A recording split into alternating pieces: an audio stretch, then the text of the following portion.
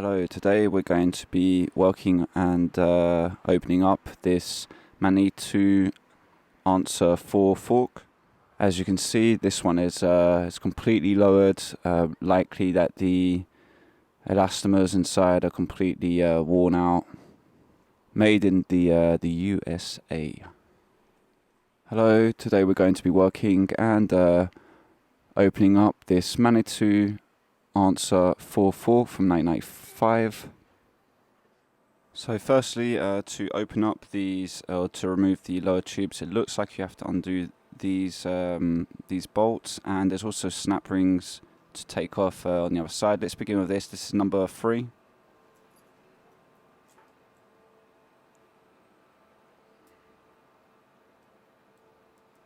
Fairly loose.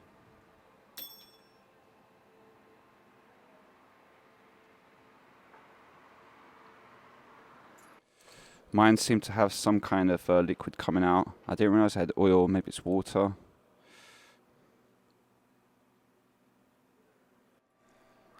So it looks like we can already start to pull this down.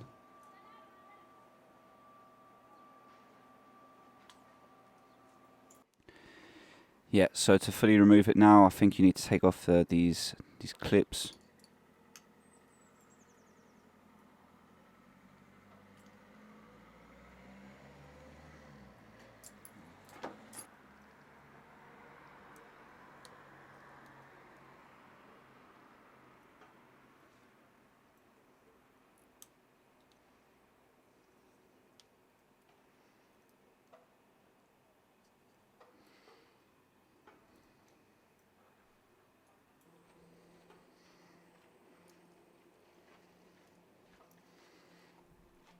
And the other one.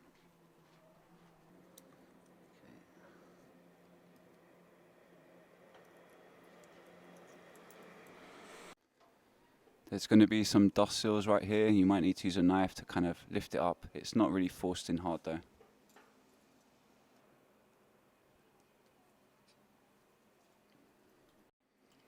So now that you've done that, you're going to pretty much need to push really hard down to release the lower legs.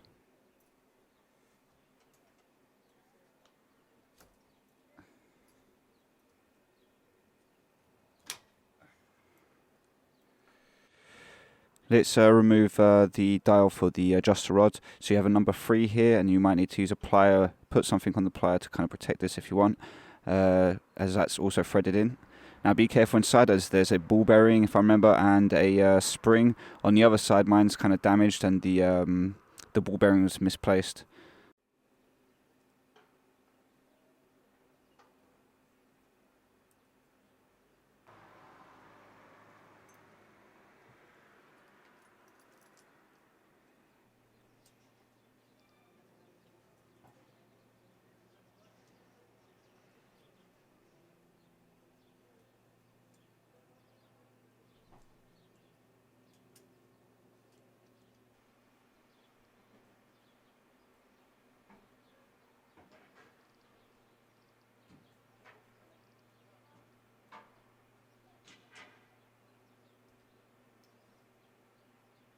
Looks like the other side's in better condition. I'm actually able to pull this out.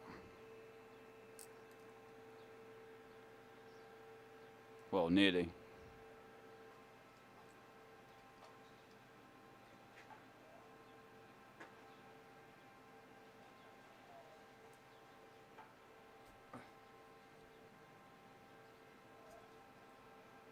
Right, I can't seem to go any further, so I think what we're going to do is remove these clips, because these seem to go upwards.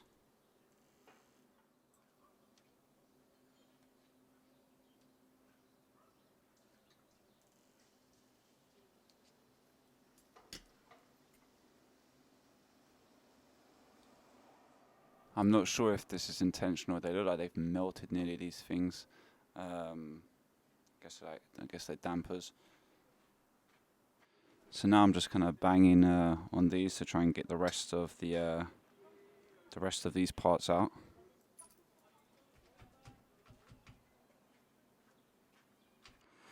This one's really stuck. I can't even push it down further. I'm just gonna hit it with a hammer as well.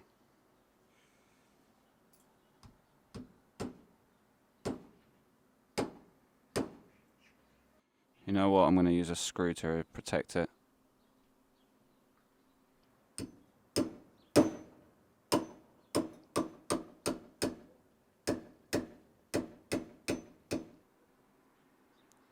Yeah, and that's the issue.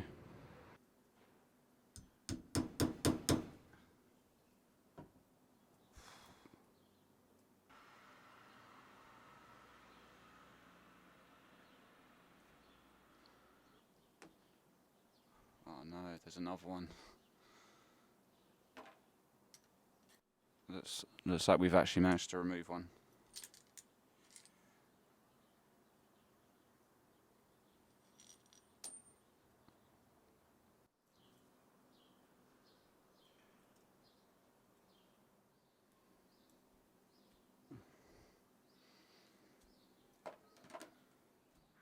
Fast forward, a wine bottle opener ended up being quite useful to remove these. It's not super necessary, but you can actually unscrew this rod. We're going to do that. This is really stuck, so this actually is reverse threaded, so be careful. We're going to grab a plier on one side and then try and turn it. Be careful if you've got the spring to take it out actually, otherwise you might lose it.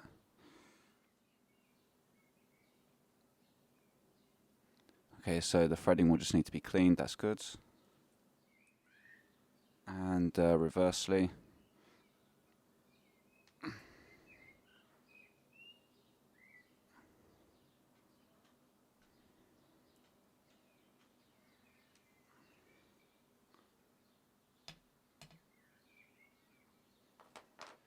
Right, well, everything that could go bad did. I had initially thought that only the top elastomers, or the I think they call it the first stage elastomers, are going to be destroyed, and the rest were fine. It turns out all of them are pretty much bad, except for the, I think it's the, call it the damper elastomer or whatever, which is these ones are still inside the stanchions, but yeah, for some reason these have survived, and the rest have somewhat melted. For the elastomers, a full kit, there are some available online. In Europe anyway, I'm going to probably, well, if I buy some, it's going to be from the same person I bought from eBay a while back. It's the cheapest anyway. On each side, you're going to have 5 of these. They measure around about 16.5 millimeters in outer diameter. And then you're going to have one inside the kind of stanchion or the top tube. And then you'll have 2 at the bottom, and the ones at the bottom measure 27 outer diameter. Height-wise, this one is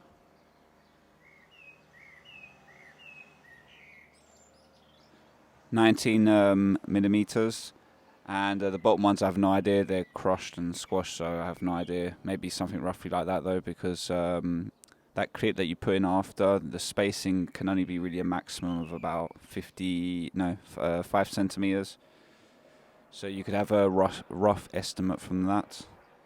I poured these out from another Manitou fork, and they're just a little bit larger than the originals, but they will fit in. So to lower the cost, I could easily use these. Only issue then is to find some for the lower half of the fork, and I'm thinking maybe to investigate a Mach 5, I believe, and the elastomers look larger. What's more, that I think the Mach 5s might have small springs inside them, but to investigate, maybe we can do a mix of springs and elastomers. Could work. Small cleanup job, and I'm going to need to figure out what stage to take next to be able to get these functional again. I think we're going to remove the top tubes. So number 5,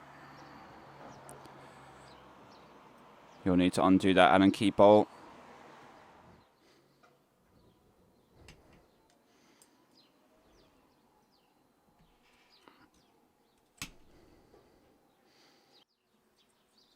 you can now remove all the stuff that was left on it. After some thought, I have decided what I'm going to be doing is using the parts from my Manitou spider. No, not the spider.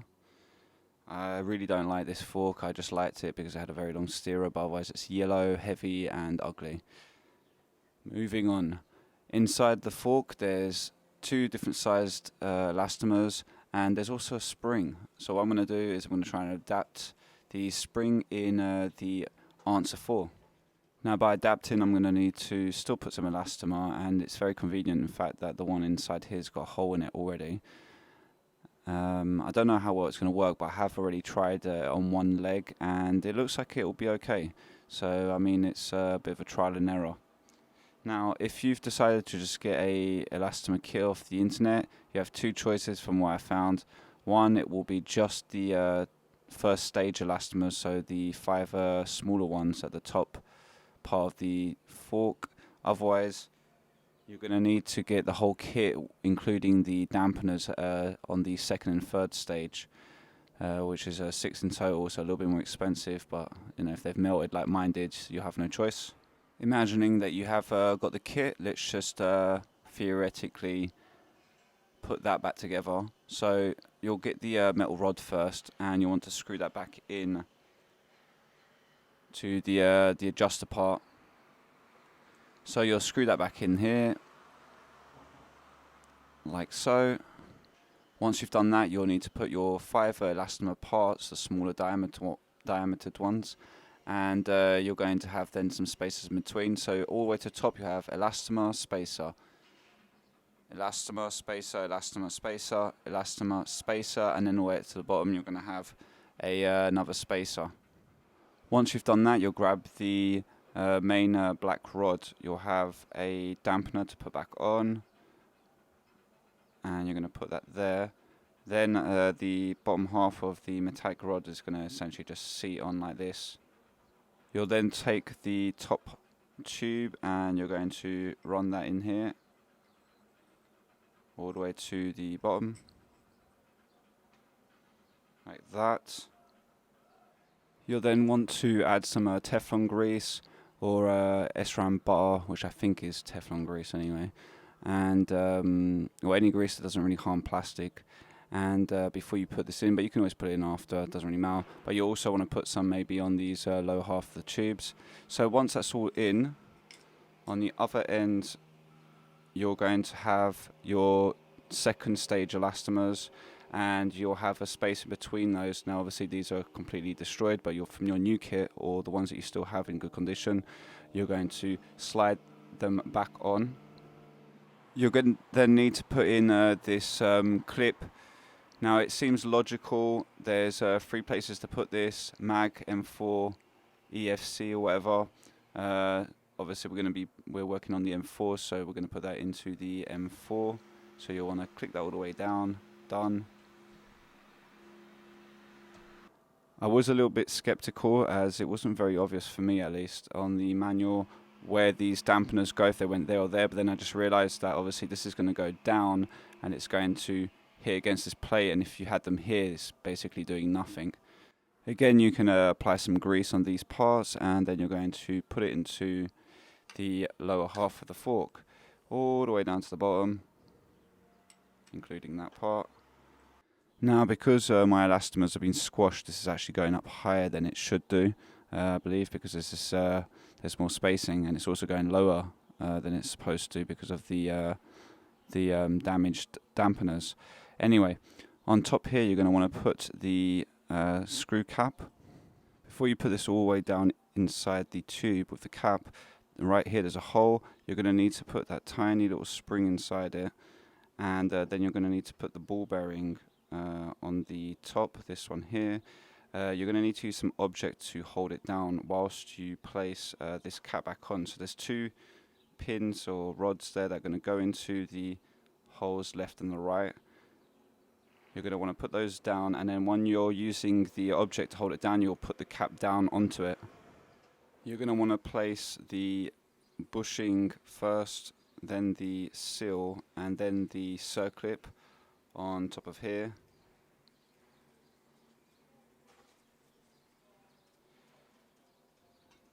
Now normally you should be able to push these down by hand or using some sort of object, not blunt object, so that it kind of goes in nicely. Put some grease on maybe before, and then that should be good. Otherwise use some plastic tubing to kind of push it down in there.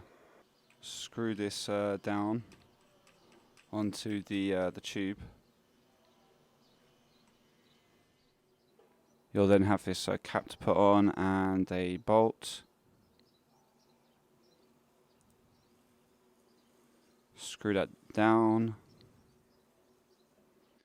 And you also have at the bottom here another bolt that's going to screw down for the that lower rod that we put through earlier on. And it won't be twisting and turning because everything will be sealed down now. Now what I'm thinking of doing is I'm going to be using still some elastomer here, so this length, and then at the bottom I'm going to have a spring.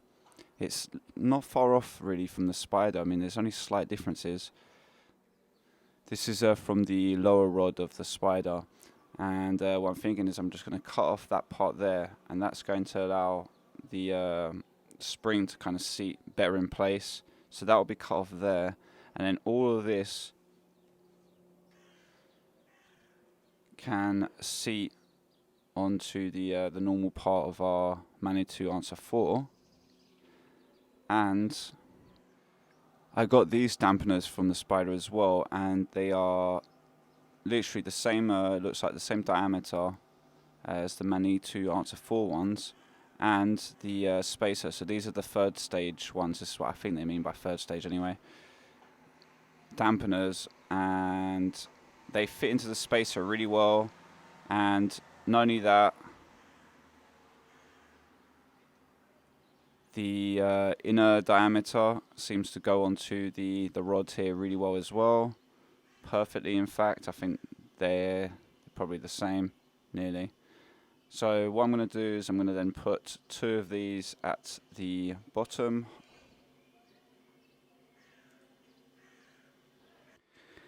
This is what I've ended up doing.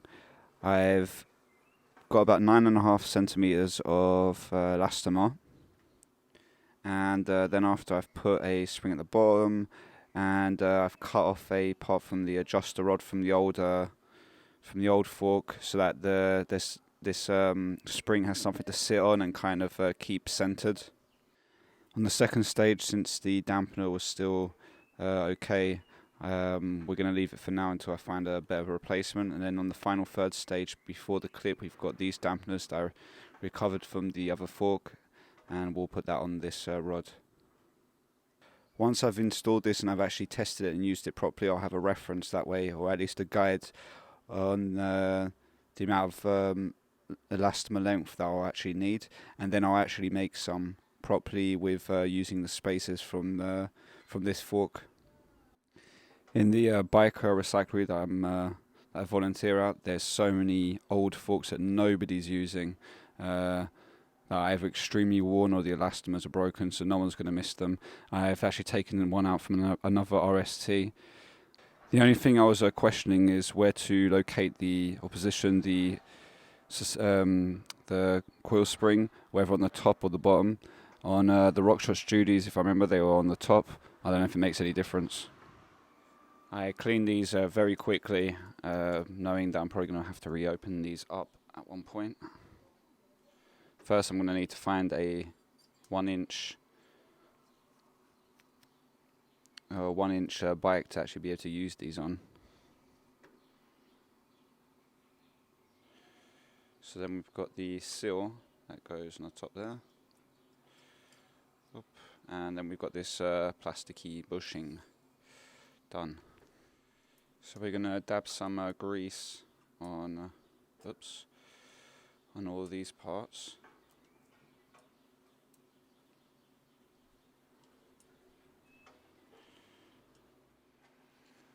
Not forgetting that here you've got a tiny little spring and a ball bearing to put on if you've taken it out.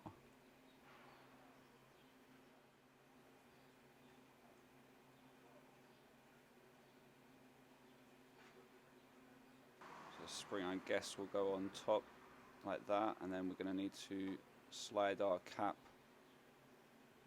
going through these holes on both ends, trying to not drop that.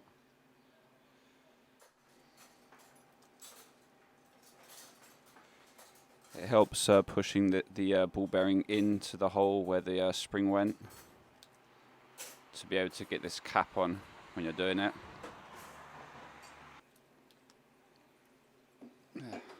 Alright, got it. On the other side, I was missing a spring. I've found it from somewhere. I can't remember where I got this, and it was actually really long, and I've cut one, and it looks like it's going to fit. So now I just need to put some grease in there, and that's good for this one too.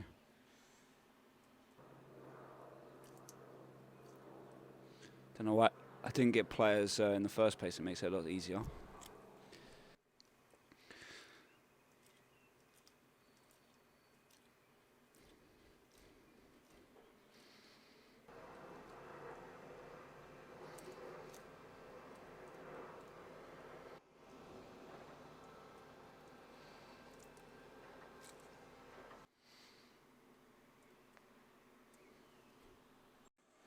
Finally, our third stage dampeners.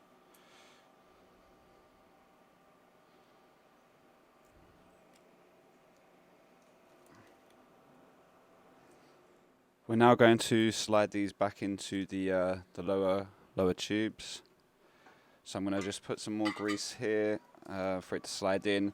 I've already put the boots and the seal and the bushing beforehand, and then we'll just need to screw that on. I nearly forgot to put the clip. It'll be marked M4 for this fork.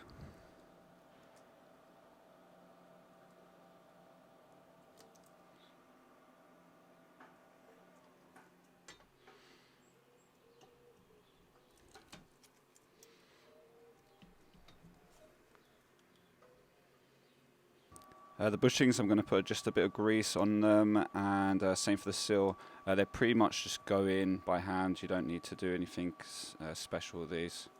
Just use a flathead screwdriver even.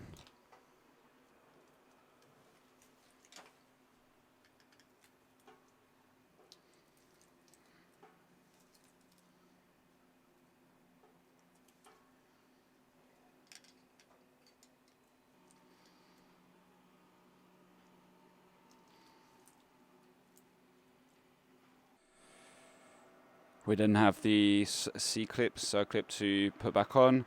Again, it's pretty much you just do this with a flathead screwdriver, and it kind of just goes in.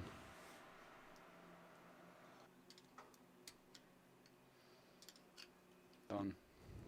You can now put the screws or the bolts back onto the bottom here. There's 4 of them in total. I think the ones for the top cap are exactly the same, so you shouldn't get confused with that. And I think that's number 3 after. That's number 4.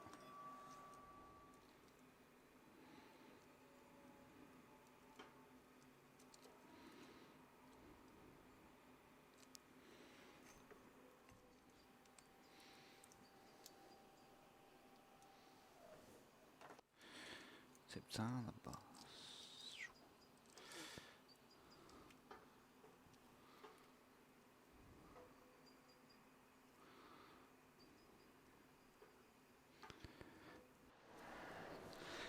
Right, well, they're working a lot better than they were before. They weren't working before. I hope this gave you some ideas or helped you service your Manitou Answer fork, maybe another fork. I think there's everything covered, so thank you for listening. Peace out.